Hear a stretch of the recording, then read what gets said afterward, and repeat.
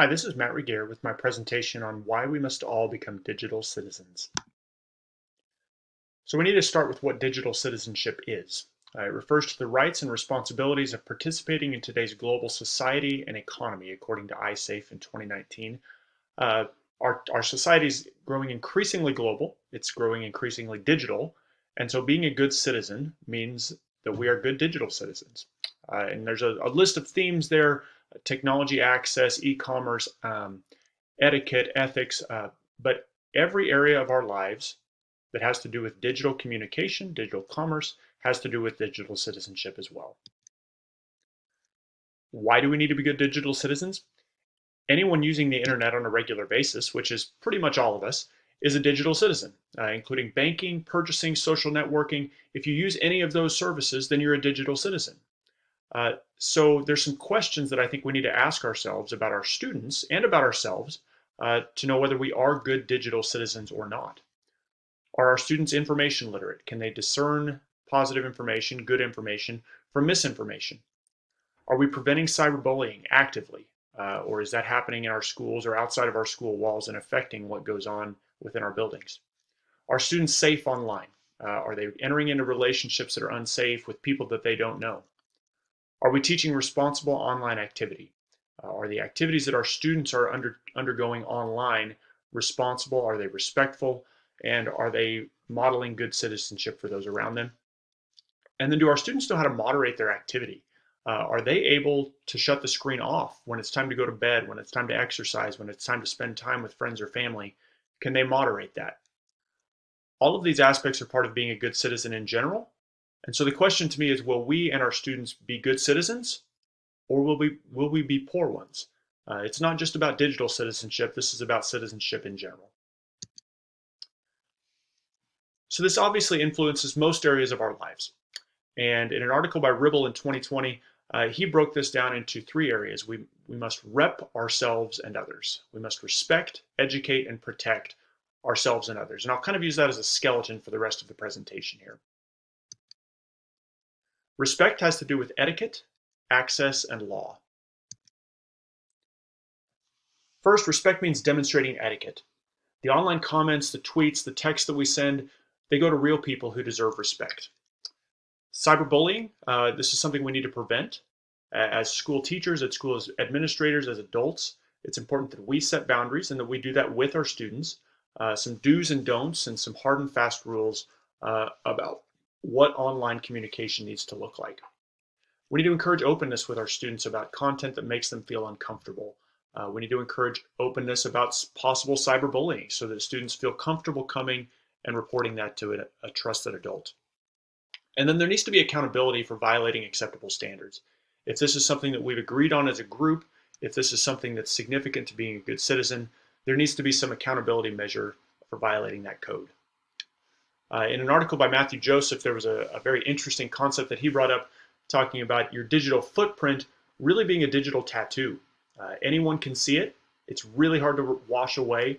And so as we interact with others online, demonstrating that etiquette is not just important to be kind, it's important because it's really difficult to get that offline, and it may affect us down the road in ways that we didn't anticipate. Respect also means recognizing that access is not equal. I said earlier that almost all of us are digital citizens, but that's honestly not true. There's a digital divide, and roughly 25% of Americans have no access to the internet. That's partly due to poverty, it's partly due to location, but a quarter of Americans don't have access to the internet. It's truly a luxury. In the worldwide sense, that's even more so. The E-rate federal program has taken some steps to alleviate that by providing funding for internet in some more rural districts or poorer districts, so at least students can have access to internet in their school building. But there are some qualifications and requirements that come with that. And the funding is income and region based, so it doesn't necessarily help every student, and it certainly doesn't help them all outside of the home. Respect means following the law. This is again from Ribble. Copyright and infringement. Do our students know what plagiarism is? Do they know what copyright laws are? And then what are the consequences? A quick personal story, a college basketball opponent of mine was suspended from school for a year because of a copyright violation or a plagiarism issue. That can have major serious consequences for our students both now and in the future. And then, are we complying with the E-rate requirements? Are we monitoring students online, minors online? Are we educating them about appropriate online behavior? And that funding that we hopefully get depends on compliance. So being a good digital citizen in this sense not only has some kindness and some empathetic repercussions, it has some financial repercussions. The second area is education, and that involves literacy, communication, and commerce. So education about literacy is important for our students, and there's three questions that I thought were significant for this. What does this information mean? Where did this information that I found originate? And then, is it accurate? Is it true? I think that's a pretty solid set of questions that you can quickly go through and quickly find answers to help ensure that the information that you pick up on social media or on a website is worthy information of sharing, worthy of citing, or just worthy of reading in its entirety. We've all found, or most of us have found, information on a social media site or on a website that didn't fit all three of those questions or didn't necessarily pass the test. And it's been shared maybe hundreds of thousands of times by different people. And it's really unfortunate that we don't have more information literacy in our society. And a quote from GoGuardian that I thought was interesting: what good are 200,000 search results if you don't understand how to differentiate useful information from spam? Every time we do a Google search, we can pull up hundreds of thousands of results, but filtering out the useful ones from misinformation or spam or clickbait is a skill that is necessary for success in the 21st century. Some challenges there in literacy. Clickbait is an obvious challenge. Things that students will want to click on because they look exciting or inflammatory, but maybe it's just to get them to spend some money or give away some information. Fake news is certainly in the news, and that's not tied necessarily to one political party or one area, but there's plenty of fake news or fake memes out there because anyone can put anything onto a meme or into an article and share it out on social media. That makes deciphering true, good information very challenging for our students. And then family or friendship ties. Seeing something shared from a family member or friend, there's some emotional attachment to that we need to teach our students to work through as they seek true information or information that's worthy of citation. Education about communication. We've got so many options for communication and language, especially on the internet, that it can be a really confusing place to communicate. Is this an appropriate time to use an emoji? What sort of language should I use? Should I email? Should I text? Should I send a social media message? So there are three questions in the Ribble articles that I thought were useful for this. And what do I need to communicate? Who is my audience? And then what medium should I use? And those three questions really should help to form at least a basis for what that communication should look like. Reflection, both before and after that action, is a useful tool for learning about this. As I work with students over emails, they may email one of their teachers that they know very well differently from emailing one of their college professors in a college class that they're taking as a high school student. Those two emails should probably look a little bit different. They should be addressed a little bit differently. And so understanding the difference in communication, who their audience is, and how well they know them is significant and important. I also thought this was a really helpful quote. If we are not teaching our students how to responsibly and collaboratively create online, then we are developing consumers, not college and career-ready adults. So as we talk about communication, not only do our students need to be able to communicate with other people, they need to be able to create and then communicate that information out, create their product, whatever it is, a YouTube video, a web page, and then be able to communicate that out to others so that they're not just a consumer as a digital citizen, but they're also a college and career-ready adult. They're someone that can function and contribute to our digital society.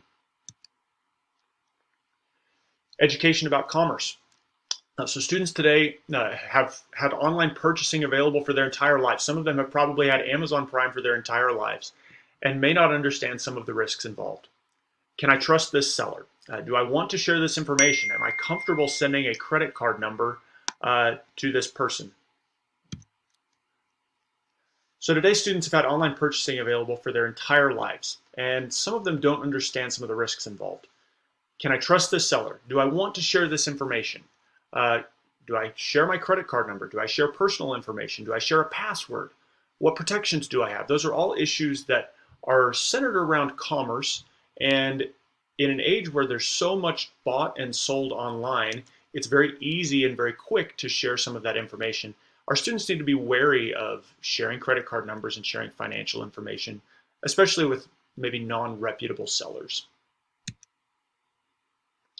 Protection is next, and the rights, responsibilities, security, and health of students is part of protection. So what are my rights and responsibilities as an online consumer, as a digital citizen? How is my data being collected and used? We know that our data is collected, and we know that it just so happens that once we search for those New Balance tennis shoes, that they pop up as ads on our next web page or next web search. But how is that being collected? How is it being used? And then what rights and responsibilities do I have to protect that data? Do I know my online friends? That's a huge deal. I don't want to go meet up with someone that I don't know. And if I have formed an online friendship, how can I verify that? How can I know that this person is legitimate? What will I do if something happens online that's dangerous or uncomfortable? Who can I go talk to? There needs to be a trusted adult, or if we are adults, there needs to be a trusted friend or family member or spouse that we can talk to about something dangerous or uncomfortable that happens online. And then am I responsibly using and sharing the information that I consume? Am I verifying that it's true? Am I verifying that it's accurate before I share that out? Protection also means taking responsibility for my digital security. What steps am I taking? What steps are our students taking to be secure with their information? VPNs are very useful and can help to encrypt some of that so it can't be stolen near as easily. Antivirus software can certainly help with viruses getting into a computer. Password protections. And then there were some questions that were in the Joseph article that talked about, do I really want this information out there? And would I want it on the newspaper front page tomorrow morning? I thought about changing that because most of our students probably don't read the newspaper.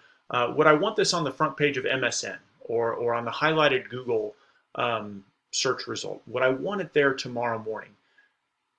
As I share information out, I need to be wary of what I'm sharing, especially knowing that it may get stolen if I'm not careful or if I don't have some safeguards in place. And then protecting health and wellness. This is really significant and is starting to become more talked about, which I think is healthy for us. Are we managing screen time? That was an applied educational systems focus. Exercise, sleep, nutrition, time with friends and family. Are we putting the screens down or shutting them off, putting them away in order to spend those times not plugged in? That's healthy for us. It's healthy for us to get away from screens for a while. That's part of being a good digital citizen, is taking some time to unplug. And then also protecting our self-image, that online versus offline persona. Am I sharing things that are true? Am I sharing things that are real?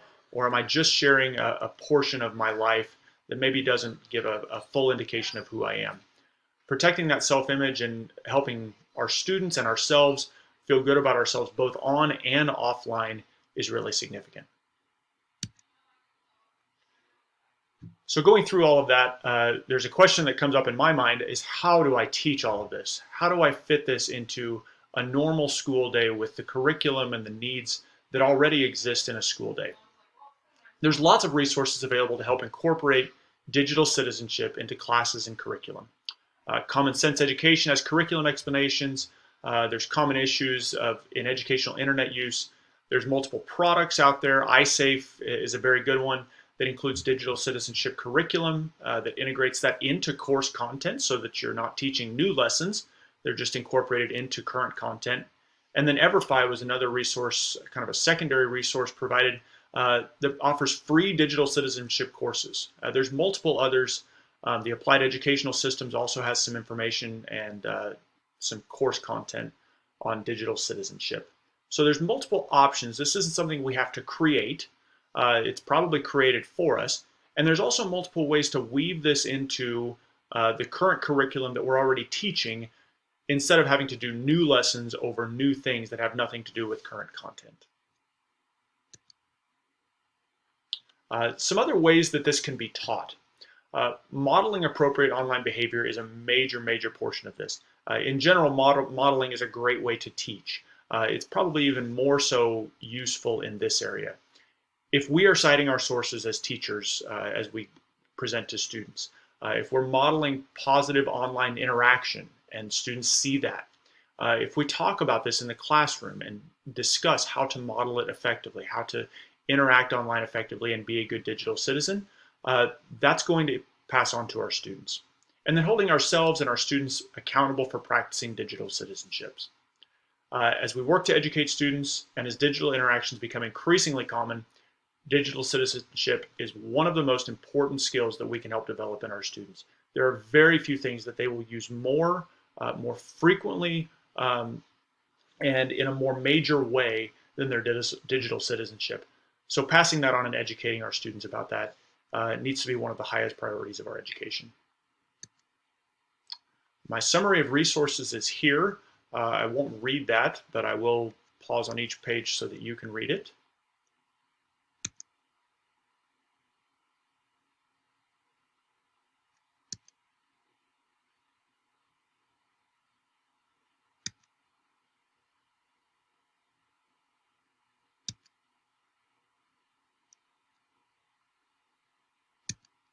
And here's the standard correlation, the relevance statement, reflection, and here are my sources.